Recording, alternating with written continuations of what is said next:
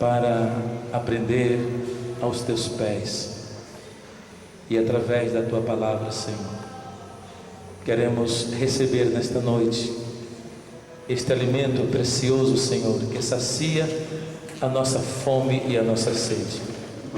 Abençoa cada irmão, Senhor, que nesta noite tem vindo, para que juntos possamos estudar, Senhor, a tua palavra com sabedoria, com entendimento e com temor.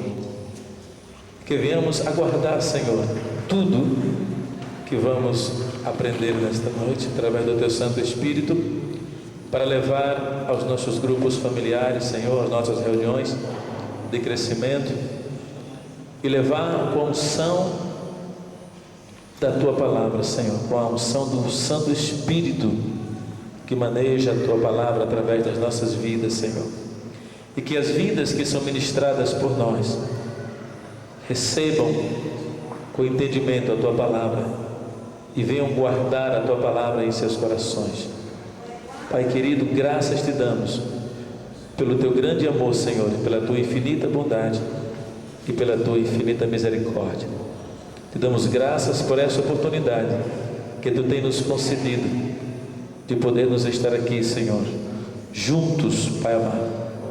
Guarda e ajuda aqueles que estão a caminho, ó Deus, deste lugar, para que também venham juntamente conosco aprender a tua palavra. Te damos graças pelo teu grande amor, Senhor, pela tua infinita bondade, pela tua infinita misericórdia, pelo teu poder, Senhor, pelo sangue que derramaste em favor da humanidade, Senhor, pelo Espírito Santo que enviaste para estar conosco, para nos convencer a respeito da salvação.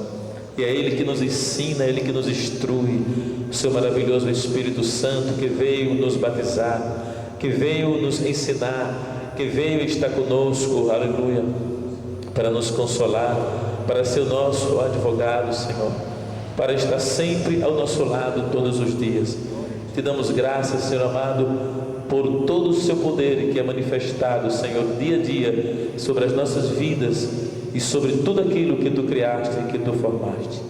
Pai querido, abençoa grandemente, Senhor, cada grupo de crescimento, cada líder auxiliar, Senhor, cada discipulador, Senhor, aqueles que recebem em suas casas os grupos de crescimento, Pai amado, aqueles que estão orando, Senhor, aqueles que estão levando a tua palavra com graça, Pai, aquelas vidas, Senhor, que têm se curvado diante do teu santo nome, Senhor, através do ensinamento da sua palavra, Pai, tudo aquilo que tu tens planejado em fazer, Senhor, nesses grupos de crescimento, neste ano de 2003, Pai querido, com todos esses grupos que estão trabalhando em prol do crescimento do teu reino, Pai Santo, nós te louvamos por isso, Pai, e te somos gratos pelo teu grande amor, pela tua infinita misericórdia e as tuas mãos que estão sempre estendidas sobre nós, Senhor, para abençoar, e a tua unção que tem nos acompanhado, Senhor, em nossos trabalhos evangelísticos, Pai querido, em nossas ministrações, em cada dia que temos a nossa responsabilidade. Te louvamos por isso, Pai Santo, em nome de Cristo Jesus, teu Filho, e pela comunhão do teu Santo Espírito. Amém. Amém.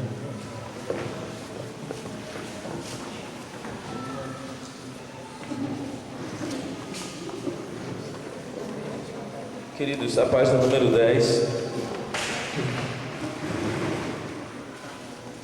Continuação, o julgamento divino e o julgamento humano. O julgamento divino e o julgamento humano. Nós terminamos que é como se Deus tivesse formado um fórum e agora está diante dele Israel, os gentios e Deus como o juiz.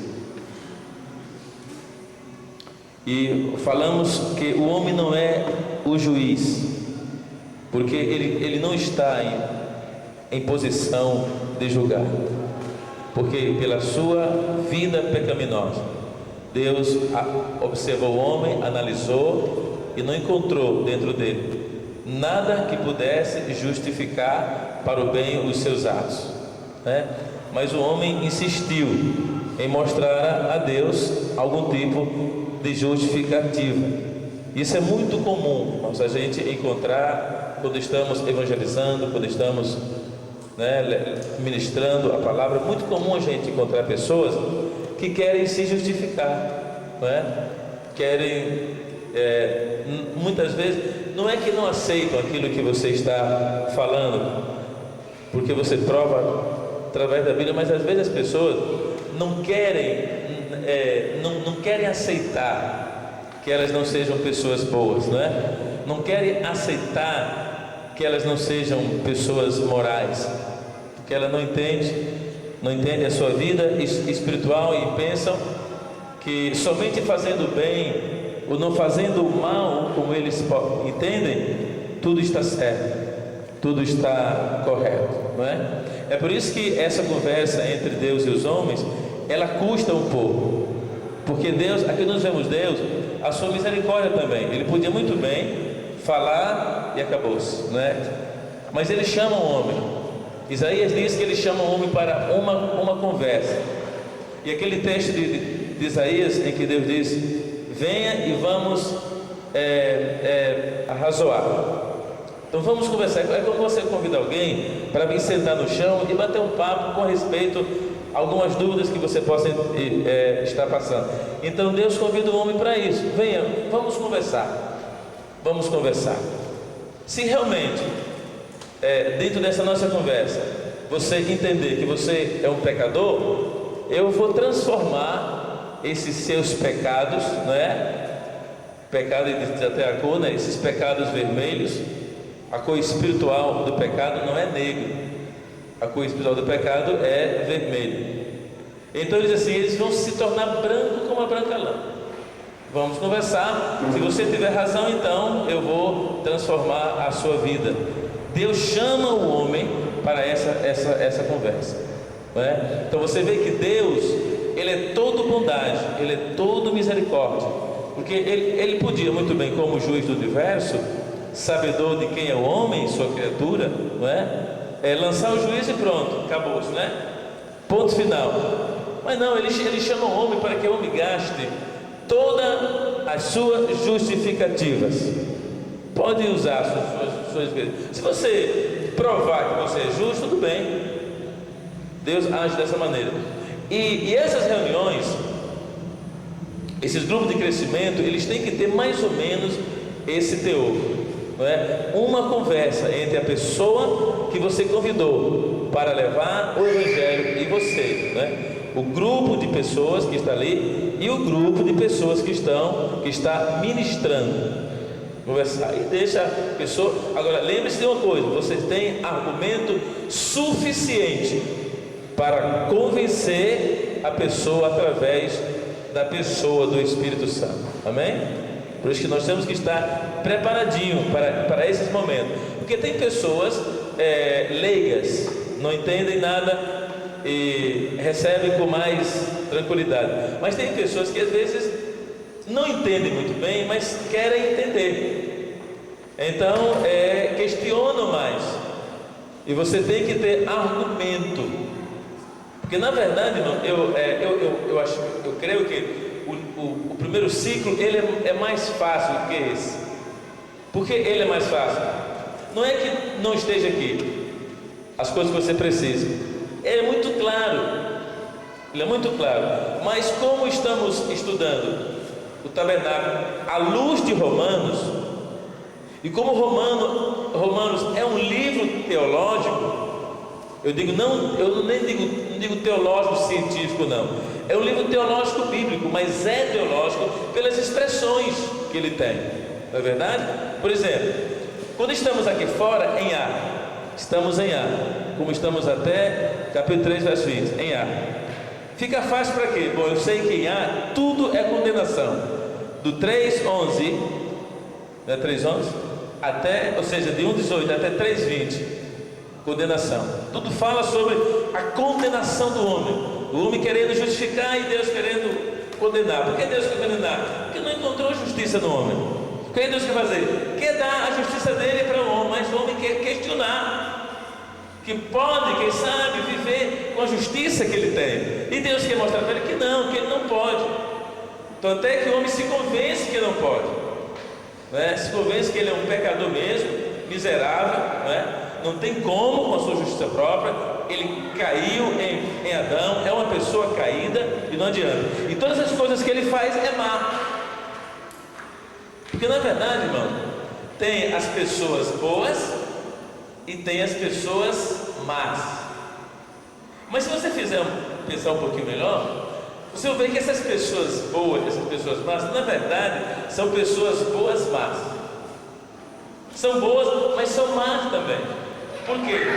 Cometem algumas coisas boas, mas praticam outras coisas más. Então não presta para Deus. Ou você pratica as coisas boas que agrada a Ele, ou você pratica as coisas más que agrada a Satanás. Não pode ser bom e mal. O homem é bom e mal. Onde está? Bom, nós entendemos, está em Romanos, nós entendemos já em Gênesis, quando Deus disse, o que foi que Deus disse assim? O homem é conhecedor do quê? Do bem e do mal. Até então ele não conhecia nem o bem e nem o mal, porque ele estava numa posição superior. Concorda? Superior. Não era ele não estava no bem, não, ele estava numa posição superior. O bem e o mal ele não conhecia. A ciência, né? O conhecimento do bem e do mal ele não conhecia. Ele estava numa posição superior, uma posição divina, semelhante a Deus mesmo, porque ele não conhecia esse lado, né, satânico, ele não conhecia. Mas quando ele caiu, os olhos se abriram. Aí ele começou a conhecer o bem e o mal. Então Deus não se agrada do bem e do mal. A posição que Ele quer levar o homem é a mesma posição que o imposto tinha antes. Amém? Onde é que a igreja está hoje? A igreja nos lugares celestiais em Cristo. Essa é a posição que Ele quer colocar na nossa cabeça, no nosso coração, no nosso espírito mesmo, né? Para que você entenda que é essa a posição que Deus quer que você entenda que você está, e não uma posição superior. Por isso, irmão, o grande problema é que por vivemos na terra, nós vivemos muito presos a ela ainda, né? Vivemos muito, por quê? Comemos feijão, carne, fígado, tocinho, né? Feijão, uma delícia. Vivemos aqui na terra, participando das coisas da terra. Por quê? Por causa minha necessidade física, só isso. Mas a minha vida, ela é uma vida espiritual. Amém? Isso nós temos que entender. Isso você tem que passar para a pessoa, passo a passo, até que ele entenda que ela vai deixar de ver uma vida humana estando no mundo para ver uma vida espiritual em Cristo Jesus, não estando ainda no céu. Complicado, né? Vai deixar de viver uma vida na terra, né? Vai estar na terra, mas não vivendo uma vida na terra. Vivendo uma vida nos lugares celestiais sem estar no céu. Não é isso? Sem estar no céu. Porque no céu nós vamos entrar. Porque o céu, no lugar celestial, é relativo. Lá na frente a gente vai ver um pouco a respeito disso. Porque às vezes você não vai jogar na mente da pessoa tudo aquilo que você sabe. Vai dando de pouquinho a pouquinho, como uma criança. Você sabe que a criança vai tomar cada 3 horas nem uma mamadeira, não é? Alguns mililitros, né? 15, 20. Aí você dá para uma criança nascida já 200 mililitros, vai matar a criança, estourar o pulso. Tem que dar, né? De pouquinho. Vai dando de pouquinho. Então nós temos que entender, irmãos, a nossa posição em Cristo, porque nós muitas vezes não entendemos. Como não entendemos? Pela vida que a gente apresenta. Mas temos que já começar a dizer para Ele que a vida que quando aceitamos a Cristo, a vida que vamos viver sobre esta terra é outra vida. As coisas velhas passaram, né? As coisas velhas passaram. Tem que passar, às vezes a gente traz elas para frente aí, né? Mas a Bíblia diz que passaram, e diz que tudo se fez novo. Isso é um conceito de Deus que nós temos que entender, irmãos. Como é que você vai passar uma coisa que você ainda não está vivendo? Não fica difícil? Você vai passar uma vida para a pessoa que você está discipulando que você não vive ainda. E se o cara é bem esperto, ele diz: rapaz, você não veio sabendo. Ontem mesmo você fez isso. Pensa que eu não via? Primeiro tu quer agora me ensinar uma vida dessa, rapaz. Então você tem que estar convicto para passar esse ensinamento. Amém, irmãos? Mas não, a Bíblia diz: olha, as coisas velhas passaram e eis que tudo se fez novo. Aí ela nos diz como é que nós temos que viver essa novidade de vida. Temos que negar o velho homem dia a dia, sim ou não? Dia a dia nós temos que negar. Dia a dia, e vamos negando.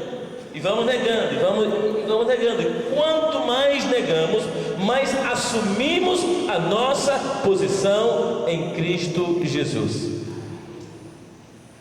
Então, irmãos, veja aí como é que Deus conversa e trata com o homem concernente à sua vida. A sua vida. Como eu disse, está falando sobre termos teológicos bíblicos. Aí você está aqui e fala sobre, tudo bem, condenação. O homem que está fora de Cristo está condenado. Ele recebe os benefícios da criação de Deus pela bondade e misericórdia do Senhor. Assim como o filho recebe o sol, o ímpio recebe também. O condenado recebe também, não é? Sim ou não? Todos recebem os mesmos benefícios. Planta na época certa, colhe, todos os benefícios. Deus dá oportunidade para todas as pessoas, tanto para ímpio como para justo, sim ou não? Salomão diz: Deus dá oportunidade para todos. Aproveita aquele que eu quero. Então é o seguinte: Deus te dá a oportunidade, dá ao ímpio, dá. Por isso que tem muitos ímpios bem sucedidos, irmão, porque eles aproveitaram a oportunidade que Deus deu a eles, mesmo inconscientemente. Aproveitaram. E tem muitos crentes que às vezes não aproveitam a oportunidade que Deus dá. Não aproveitam, mas Deus dá a oportunidade para todos. Amém? Depois Deus é como Asaf, né? Via a prosperidade do ímpio e tinha inveja. Não, é pecado isso. Então Asaf estava no lugar errado. E quando você começa a olhar para a vida dos outros, você está no lugar errado. E quando você está no lugar certo, você não observa a vida de ninguém. Você observa a sua vida em relação a Deus. Amém? Você está sempre melhorando. Observa em relação a Deus. E não observar a minha vida. Vou perder tempo observando a vida dos outros. Não. Observar a minha vida em relação à vida de Deus, não é? Então você está lá onde? No lugar santíssimo. Está lá diante de Deus, adorando em espírito e em verdade. Foi o que fez Asaf. Quando ele quase se desvia e realmente se lembra que deve voltar para o santuário, ele volta. Aí eu entendi. Não adianta, irmão. Fora de Deus não há entendimento. Fora da palavra não há entendimento. Aí quando você deixa a condenação e aceita a Jesus, um ato de justiça começa a ser praticado por você. Você deixa a condenação do mundo e aceita Jesus. Então esse Jesus que é justo agora vai te justificar. Aí vem a doutrina da justificação, e ela é depois que você aceita, deixa a condenação e aceita Jesus. E a doutrina da justificação, ela é estudada no átrio, estudada entre o tabernáculo, ou seja, entre o altar dos holocaustos ou dos sacrifícios e a bacia de bronze, ou a pia, né, de água, que simboliza a palavra. Muito bem, olha aí para a sua lição, página 10, né? E vamos Vamos continuar. Em Romanos 2:1 diz assim: portanto, és indesculpável, ó homem, quando julgas quem quer que seja, quando julgas quem quer que seja, porque no que julgas a outros, a ti mesmo te condenas, né? Praticas as próprias coisas que condenas. Quer dizer, quando eu julgo alguém, irmão, eu estou me condenando. Então todas essas pessoas que julgam essa igreja, não é? Estão se condenando a si mesmo. E quanto mais julga, mais endemoniado fica, né? Isso é pior. Mais se prejudicam mais, porque não diz a Bíblia que cai sobre ela mesmo, sobre elas, quem julga. Pode ver, uma pessoa que vive em juízo, julgando as pessoas, irmão, são pessoas que têm dificuldade de crescimento. Parece que tem um peso de 1000 quilos na cabeça e não consegue crescer, né? Aí vai crescendo dos lados, espiritualmente, vai ficar uma pessoa sem forma. Então diz assim: portanto, és indesculpável, não tem desculpa, ó homem, quando julgas quem quer que seja, porque no que julgas a outros, a ti mesmo te condenas, pois praticas as próprias coisas que condenas. Aqui você leva a pessoa a viver uma vida, uma vida de justiça, né? Através dessa palavra e de outros versos, você vai mostrar para a pessoa que tem uma mania de julgar, que o ímpio julga todo mundo. Os crentes deveriam não julgar, mas o ímpio julga todo mundo, né? Quando sobe gasolina, quando baixa eles ficam quietos. Quando sobe óleo, né? Quando sobe os preços, eles julgam, né? Chegam no supermercado a fazer compra, o preço está alto, então eles julgam. O governo faz nada, diz que quer achar, não, achou, porque os preços, olha, isso é juízo, porque não resolve nada, resolve? Você vai julgar, não resolve nada. Então, por isso que Deus condena as pessoas que levantam juízos contra outras. Você está trazendo mal sobre você mesmo, então não precisa fazer isso. Deus é o juiz. Então, diante da Corte Suprema do universo, Ele é o juiz, e suas sentenças não há apelação. E eis aqui os 4 princípios sobre que serão tomadas as decisões divinas. Em 2 ao verso 16, quer dizer assim: bem sabemos que o juízo de Deus é segundo a verdade, é contra os que praticam tais coisas. Tu, homem, que condenas os que praticam tais coisas e faz as mesmas penas, que te livrará do juízo de Deus? Ou desprezas a riqueza da sua bondade, intolerância e longanimidade, ignorando que a bondade de Deus é que te conduz ao arrependimento? Mas segundo a tua dureza e coração impenitente, acumulas contra ti mesmo ira para o dia da ira e da revelação do justo juízo de Deus, que retribuirá a cada um segundo o seu procedimento. Veja bem, irmão, a profundidade dessa carta de Paulo. E nós temos que prestar muita atenção, porque é uma carta impressionante. Paulo diante da carta aos Romanos, Paulo é o verdadeiro profeta. Então aqui, veja bem, ele já está levando eles, como está falando em juiz, em fórum, jurisprudência. Então, por isso, olha, você que julga vai estar diante de Deus, e Deus vai retribuir a cada um segundo o seu procedimento. Segundo nós procedemos, seremos julgados. Irmão, um grande fórum está formado em Deus para o dia do juízo. Só que Paulo diz o seguinte, nessa mesma carta, lá na frente: nenhuma condenação há para o que estão em Cristo Jesus, a revelada de que ele não vive, né, segundo a carne, mas segundo o Espírito. Muito bem. Então, quem vive segundo o Espírito não vai receber nenhuma condenação. Paulo não diz é para aqueles que procedem mal? Então aqueles que procedem mal, vai chegar o dia em que eles vão ser julgados e vão ser condenados pelos seus procedimentos. Então quando Davi fala que Deus tem um diário e que cada dia Ele escreve nesse diário a nossa vida, quem sabia que Deus tem um diário? Sabia não? Onde é que está escrito dizendo que Deus tem um diário? Que salmo?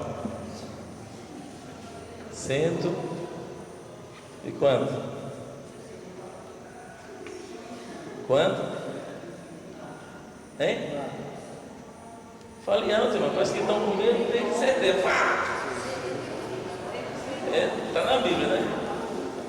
Onde é que está escrito que a Bíblia diz, Davi diz, que Deus tem um diário, onde ele escreve? É bem 139, é? O que é que diz nesse salmo? Davi não fala sobre a vida dele? Ele fala sobre as nossas vidas também. Então ali ele diz que Deus escreve ali todo dia, não é? Quando você é fecundado, Deus começa a observar a sua vida. Começou a observar a sua vida naquele momento. Não adianta, irmão. Está tudo escrito. E pode acreditar que são os anjos que são encarregados disso. O anjo do Senhor acampa ao redor de quem? Dos que o temem, os livra e os guarda. Mas independente disso, os anjos são os que escrevem o diário. Todo dia. A nossa vida é observada por Deus. Quem crê que isso é bíblico? Observada. Por isso que os olhos do Senhor não estão sobre os filhos dos homens. Todo dia Ele te observa. Então, cada procedimento nosso, cada ato que eu pratico, Ele observa. É por isso que Ele diz, quando pecamos, Deus pede que você resolva urgente o problema. Não é assim que Ele diz? Procure o advogado, Jesus Cristo homem. Procure, confesse o pecado, abandone, porque você alcançará misericórdia. Está falando aqui de juízo. Então Paulo diz aqui: vai haver um juízo e as pessoas serão julgadas, mas segundo a tua dureza e coração impenitente, acumulas contra ti mesmo ira para o dia da ira e da revelação do justo juízo de Deus. Dia da ira, veja bem. Então aqui a Bíblia fala que o momento em que Deus estiver julgando é o dia da ira. O dia da ira, onde Deus vai julgar. Isso quer dizer, não adianta que não vai haver retrocesso. Deus, eu me esqueci, eu também que código, eu me enganei o código, mas anjo, não. Deus não esquece, a Bíblia diz. Né? Naquele dia Ele vai condenar. Não adianta queremos justificar diante dele. Hoje é o dia. Sentar com Deus e conversar com Ele. Senhor, eu cometi esse pecado, cometi esse. Mas eu me arrependi, Senhor, eu quero abandonar isso aí. Aí o Senhor diz o quê? Então Ele pega e limpa, não é? Transforma os nossos pecados de vermelhos a brancos. Aleluia, né?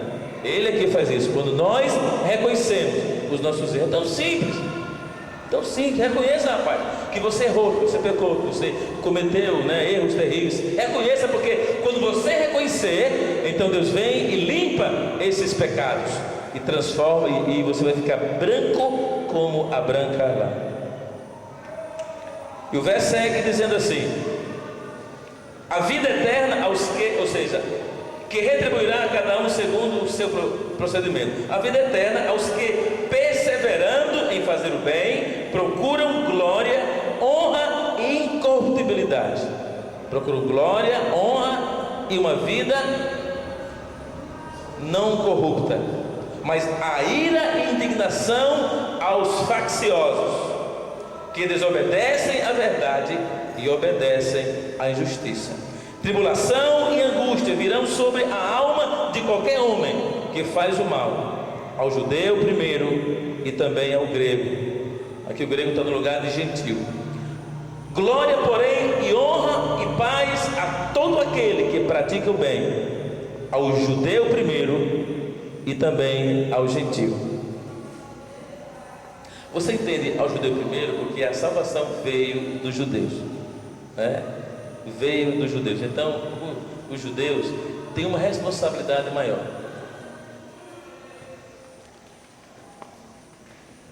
Somos julgados iguais, mas eles têm uma responsabilidade maior. Porque para com Deus não há acepção de pessoas. Aí, Deus fala. Assim, pois todos os que pecaram sem lei, também sem lei perecerão. E todos os que com lei pecaram, mediante lei serão julgados.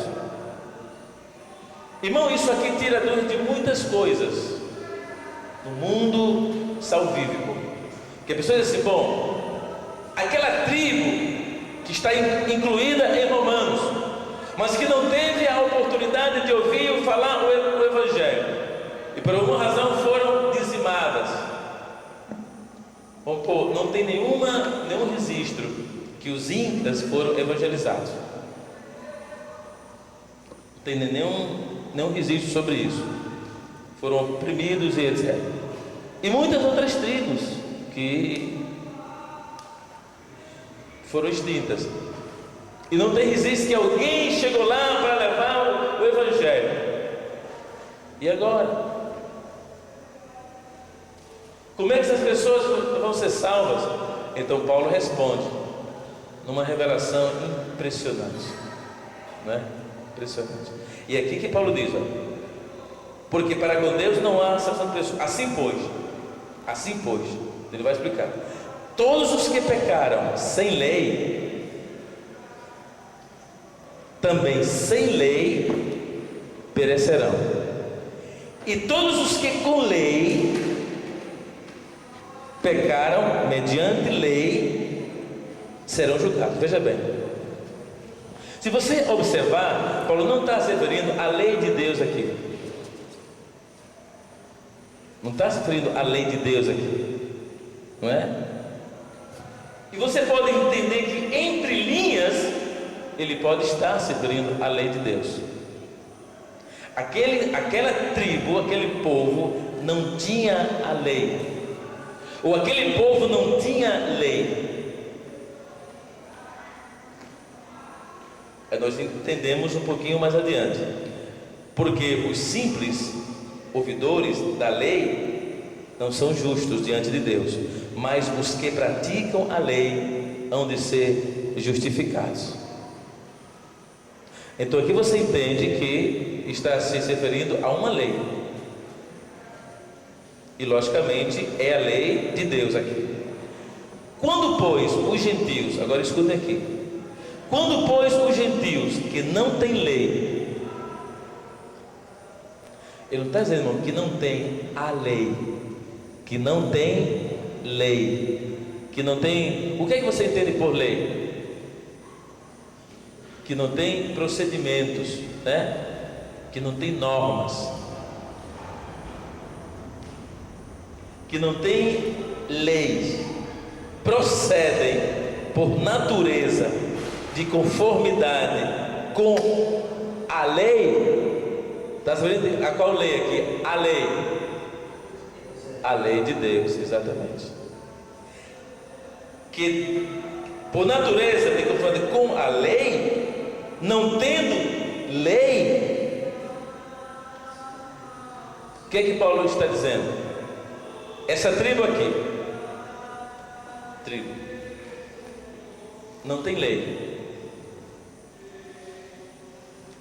mas todas as suas ações estão em conformidade com a lei de Deus. Inconscientemente eles estão agindo em conformidade com a lei. É isso que Paulo está dizendo. Quando pois os gentios que não têm lei procedem por natureza de conformidade com a lei, não tendo lei, servem eles de lei para si mesmos. Sim ou não? Então aquela lei que ele pratica sem ser a lei, entenderam? Não, pastor, estou ficando doido. Entendeu? Eles não têm lei, mas os seus procedimentos são conforme a lei, inconscientemente. ou segundo a sua natureza, conforme a lei. Então, esses procedimentos, conforme a lei, são leis para eles. Então, eles serão julgados dessa forma. Eu não terminei. Servem eles de lei para si mesmos. Estes mostram a norma da lei gravada no seu coração. Irmão, o que é que a gente entende aqui? Eu me impressiono. Deus é tão bom que quando Ele fez o homem, Ele colocou dentro do homem a capacidade do homem de aceitar as suas leis. Quando o homem aceita a lei de Deus, ele já entende, se ele puder examinar, que ele já foi preparado para isso.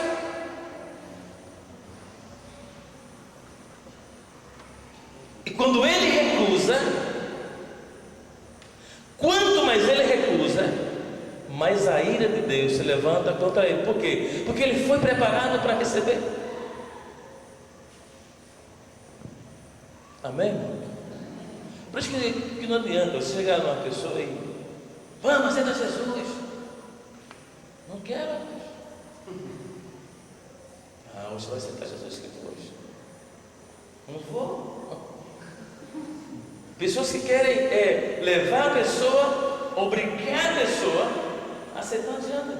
Não é por força, nem por violência. Não é você que salva. Você é somente o canal de Deus, a pessoa que está no lugar humanamente de Deus para levar a palavra. Mas o receber é espiritual, tem que entender isso, é por fé. Então eu sempre tenho dito aqui o seguinte: você tem que pregar a palavra crendo que a palavra de Deus é poderosa para transformar aquela vida ali. E quando aquela pessoa se decidir, que haja alegria em nosso coração. Às vezes não há, irmão. Não há. E às vezes há uma alegria diferente, como se nós tivéssemos a força para levar aquela pessoa à fé. Ganhei 3 pessoas. Conhece como, irmão? Pregando Jesus. É uma forma de expressão? É. Mas quem na verdade ganhou? O Espírito Santo. Não foi ele que convenceu? Você falou a palavra e ele convenceu a pessoa. Como aquela historinha que o evangelista da Assembleia de Deus, não sei se é, disse que está Assembleia de Deus, estava pregando o evangelho, mas tinha um cara difícil de aceitar. Aí um dia ele estava meio nervoso. Aí foi pregando, o cara não queria aceitar Jesus, não queria. Eles estavam perto da água assim, no rio. Aí levou o cara para o rio, queria matar o cara, queria forçar o cara a receber Jesus Cristo, como matando afogado. Aí meteu o cara dentro da água. Aí o cara levantou e disse: esquece Jesus Cristo, cara. Não, ele colocou de novo. Aí quando o cara estava as bolinhas saindo, levantaram, esquece Jesus Cristo, cara, quase morto. Não, de novo. Aí quando as bolinhas, quem apertar quase morto, disse: quero. Então morra salvo. Matou o cara. Não adianta, né? Isso é uma, mata o cara afogado. Tem pessoa, irmão, é muito comum entre o nosso meio, né? Ficar irritado quando a pessoa não quer Jesus. Chegava a brigar. Eu me lembro que eu brigava com o meu irmão Luiz. Eu brigava com ele dava uma de católico e brigava com ele. Ele hoje é um crente, graças a Deus, toda a sua família. Mas era uma briga. Um dia eu propus no meu coração a não brigar mais com o Luiz, porque não adiantava. Eu comecei a orar somente por ele, reivindicando, né, a bênção da sua vida. Aconteceu. Um dia eu cheguei em casa e disse à minha mãe: o Luiz quer te ver. Ele já era casado, eu fui lá. Rapaz, eu comprei uma Bíblia, está toda marcadinha aqui. Eu quero que você me explique algumas coisas. Eita. Aí amava um papo assim, tremendo. Aí cheguei em casa, de vez em quando eu em casa, aí a mãe dizia: o Luiz quer te ver. falar contigo. Aí eu fui lá, porque, rapaz, esse Papa, tá alguma coisa errada com ele. Ele veio do Brasil, rapaz. Em vez de alimentar aquelas favelas lá, ele deixou um relógio aí lá, um anel lá. O que ele vai fazer para aquele povo? Pegar o anel, em vez de vender, pegar o anel, guardar o anel, de relíquia para esse Papa, não está com nada não. Ele falando, rapaz, eu acho, eu estou lendo aqui a Bíblia, ele, né? Aí na outra vez, ele tinha aceitado Jesus. E a mãe me disse que ele queria me ver. Eu fui lá, eu já contei isso aqui, era para me pedir perdão, porque ele sabia que eu era dizimista, ele dizia que eu era um ladrão. Como é que pode eu dizimista e um ladrão? Rapaz, dizimista, quem é que não dá, rapaz? Eu dou, parece um ladrão, não sei o que. Rapaz, tu está enganado. Pensa bem na sua cabeça. Ele é moreninho, mas que eu, neguinho. Aí eu disse, não, pensa bem, eu dou, rapaz, diz o Senhor, eu não deixo de dar. Não, mas todos creem que é ladrão. Aí nesse dia ele me chamou lá para me pedir perdão, porque era dizimista também. Não é o Espírito Santo que convence, irmão? Espírito Santo. Eu lutei, expliquei, não adiantou nada, mas um dia o Espírito Santo veio, São Luís, ele entendeu tanto de se arrepender-se. Verdadeiro arrependimento. E hoje é uma bênção. Ajudou a levantar uma igreja de sucesso, um livro batista, e foi presidente dessa igreja durante mais de 6 anos. Meu irmão, então foi Deus que fez. Católico, um dia eu fui com ele para uma procissão de Frei Damião. Levantei 5 horas da madrugada com ele, Frei Damião. Foi a Mossoró e papai.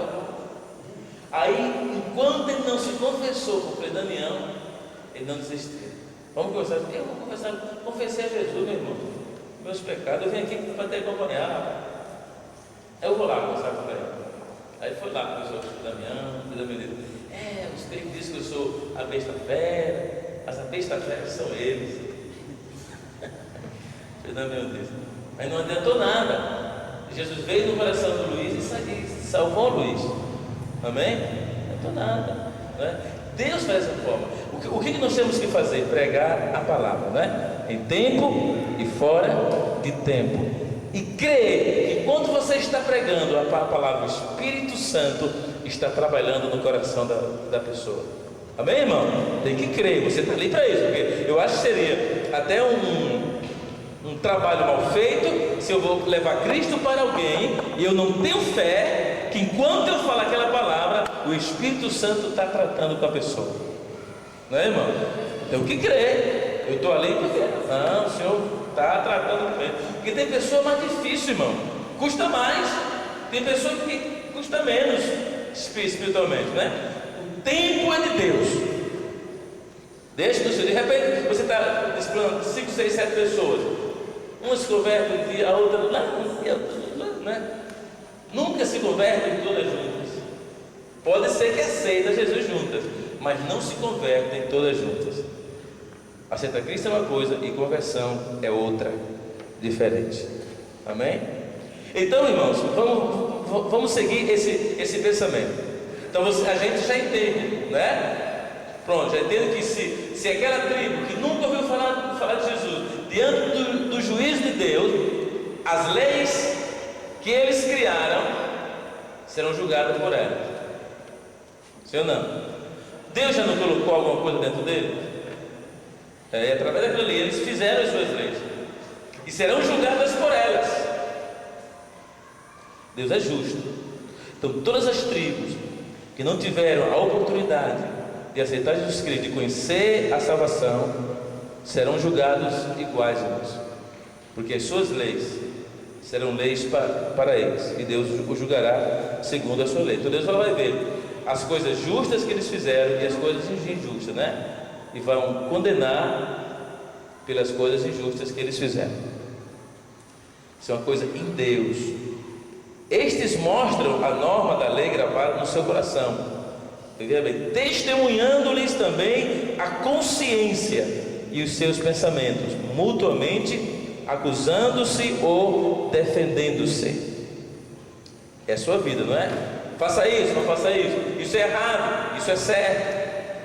São normas que foram criadas. No dia em que Deus, por meio de Jesus Cristo, julgar os segredos dos homens de conformidade com o meu Evangelho. Por que Paulo diz o meu Evangelho? Porque o Evangelho que ele tinha abraçado era dele, né? De Jesus, mas ele tinha abraçado, então também era dele, como nós, o nosso Evangelho, amém? O Evangelho que nós temos abraçado, que é de Jesus, mas que foi dado a nós. E aqui nós vemos o que? E suas sentenças não há apelação. E eis que os 4 princípios sobre que serão tomadas as decisões divinas. O gentio se diz inocente. Vai do 1 ao 16. O gentio se diz inocente. Vamos ver. Se uma tribo dessa chega dentro deles e diz assim: Senhor, mas nós nunca ouvimos o Evangelho, então somos inocentes.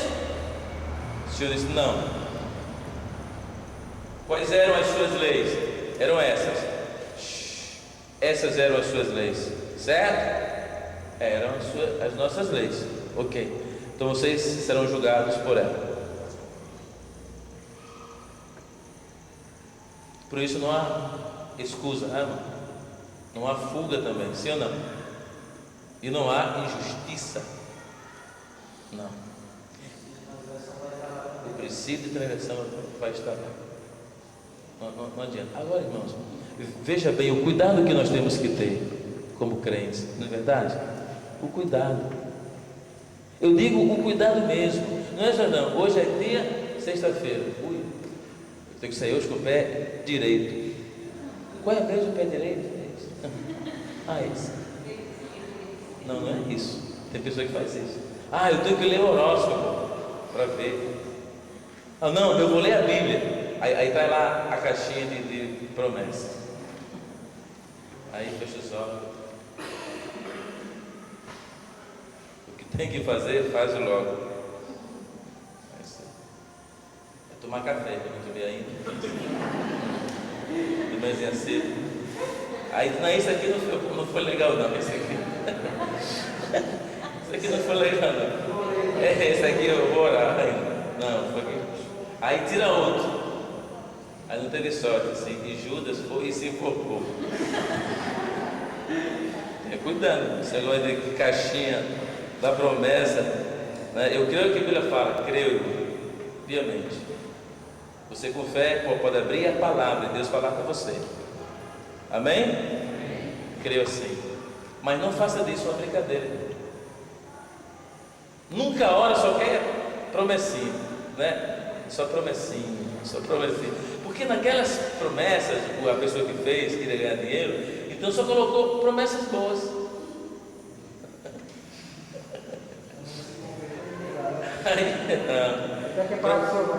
Aí, o Java usa também, né, Java? Aí ele usa, ele tem na mãozinha dele. Tu usa, né?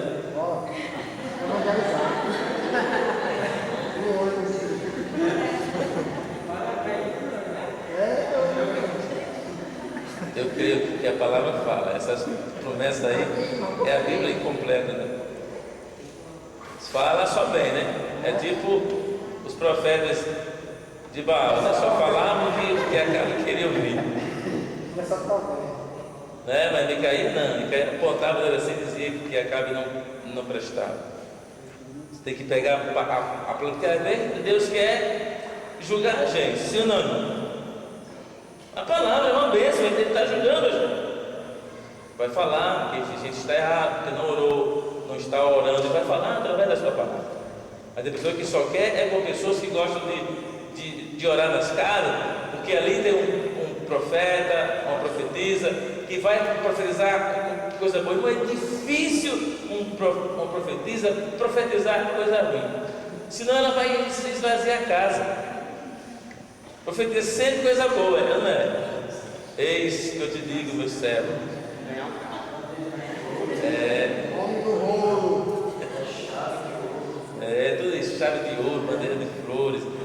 sapato de cristal, tudo assim, né?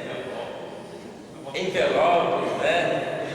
Fez o envelope, bem cheio de papel de dinheiro para pagar. Tem que discernir que tem a chave. Pode ser a chave de quê, irmão? Da outra porta, você abre, está lá o cobrador na porta. Tem que discernir. É tipo aquele que disse, verdade mesmo, né? Foi para um poder de oração. Aí uma irmã disse lá, usada por Deus, né? Disse: meu servo, eu falo contigo, não esquente a moringa. Deus falando. Aí assim, não esquente a moringa, eis que eu estou contigo e não abro.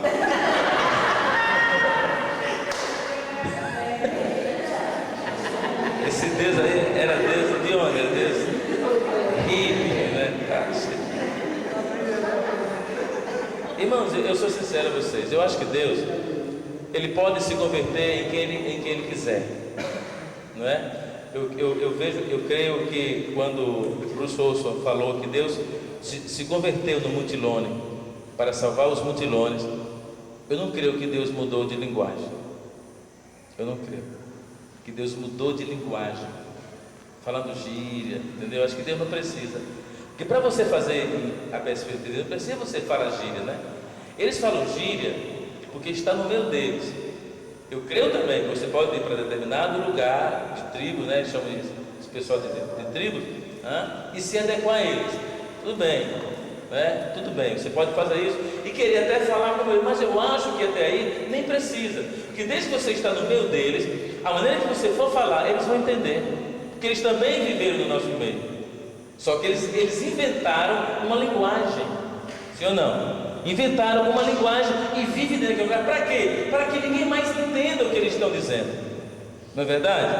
Você vê, quando a televisão põe a conversa de um maconheiro, de um traficante, tem que colocar a versão, porque eles falam coisa que ninguém entende, mas alguém tem que traduzir, e eles fazem isso exatamente para que ninguém entenda mesmo, e somente a pessoa que eles estão conversando.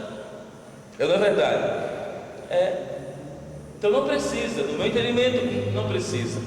Você pode falar a palavra simples como ela é, não é? Eu conheço pessoas de outras nações que entraram para evangelizar aquelas pessoas que corta o cabelo e fica só aquele. É o punk inglês, Entrou numa tribo de punk inglês para evangelizá-lo. Não é? Impressionante, ela era igualzinha, era uma moça, igualzinha eles. Entrou lá para evangelizar. Ela tinha uma chamada para isso, mas eu acho que é uma coisa específica de Deus. Amém, irmão? Acho que todo mundo fizer isso para evangelizar, mas especificamente Deus pode chamar você para um trabalho. Não infiltra nesses grupos de traficantes, etc., e assassinos, agentes das polícias, né? Federal, da CIA, do FBI, etc., né? Para agarrar a pessoa. Eu creio também, espiritualmente, você pode fazer isso também, mas que não seja norma, porque nunca é norma, não é?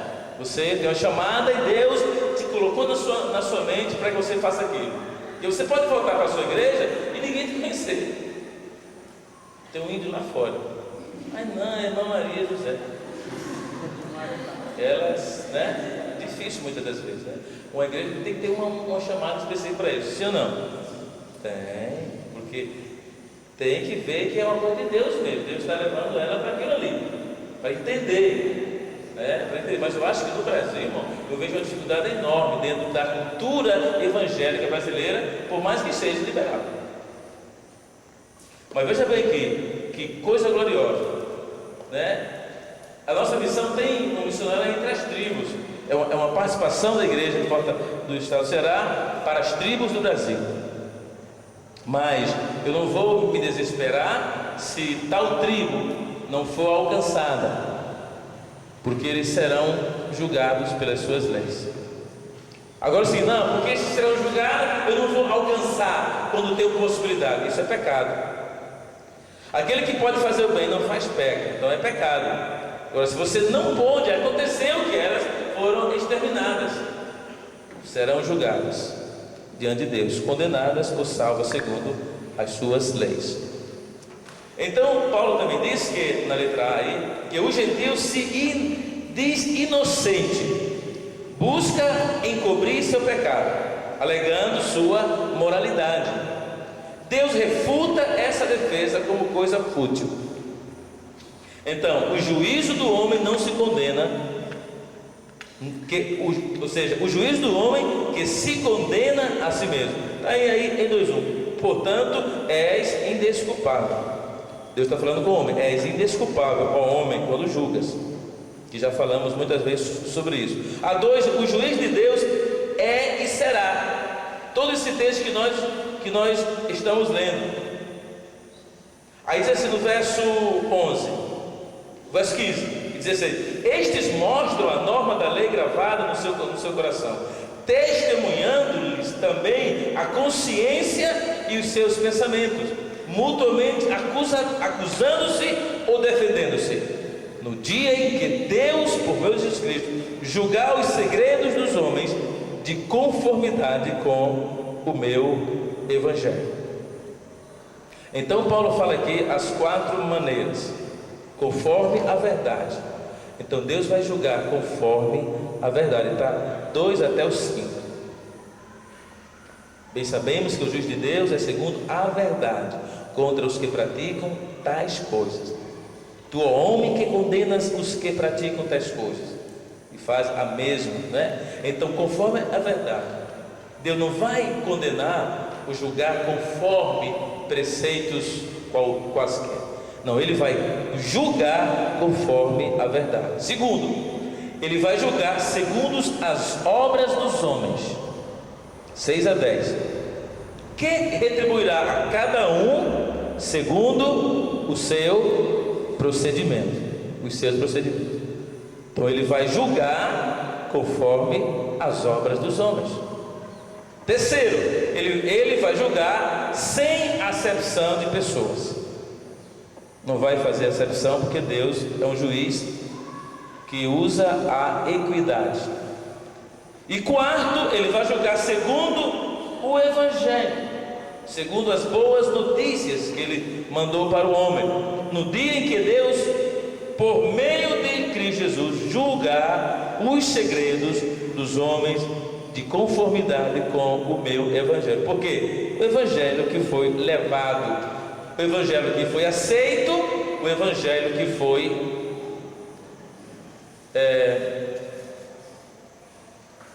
como chama? Rejeitado. Obrigado. Aceita ou rejeita pelo Evangelho. Agora, não é somente por uma coisa, conforme a verdade, né? Segundo as obras dos homens,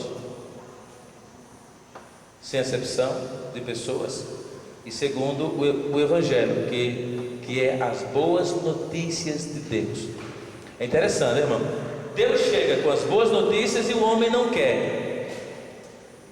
Deus vai lá no hospital e diz ao homem que ele chegou com as boas notícias de cura. O homem não quer. Vai ao oprimido, diz que chegou com a libertação do coração, ele não quer. Uma coisa interessante, né, que eu aprendi, eu já compartilhei aqui.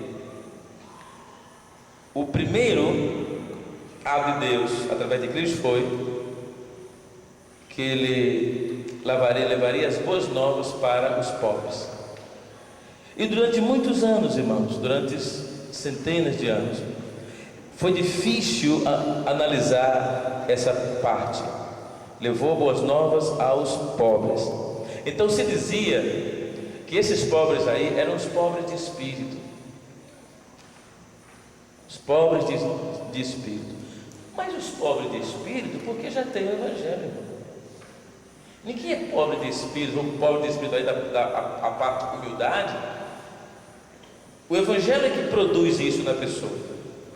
E depois de tanto análise sobre esse tema, se descobre através do próprio texto de Lucas. E quando Jesus Cristo disse anunciar boas novas aos pobres, ele estava falando de pobreza mesmo, pobreza como maldição, não é? E eu até disse aqui, qual é a notícia, qual é a melhor notícia para o pobre, irmão? O pobre, a melhor notícia para o pobre é dizer que você tem dinheiro para ele, não é? Tem um emprego para ele, tem uma bênção, uma casa para ele. Ou seja, eu acho que a melhor notícia para o pobre deixarás de ser pobre. Mas incultaram tanto isso na nossa cabeça, irmão, que hoje tem pessoas pobres que pensam que ser pobre é uma bênção. Pensamento hindu-diabo. Hindu-diabo. Porque os hindus, né, creem que quanto mais pobre, mais abençoados, né? Quanto mais pobre, mais abençoado. Isso é uma doutrina diabólica, irmão. Como é que Jesus Cristo se fez pobre para nos enriquecer? Não, irmão, Jesus Cristo se fez pobre espiritualmente. Cruz credo, Deus todo. Que pobre espiritualmente, irmão? Não, Jesus Cristo nunca foi pobre espiritualmente.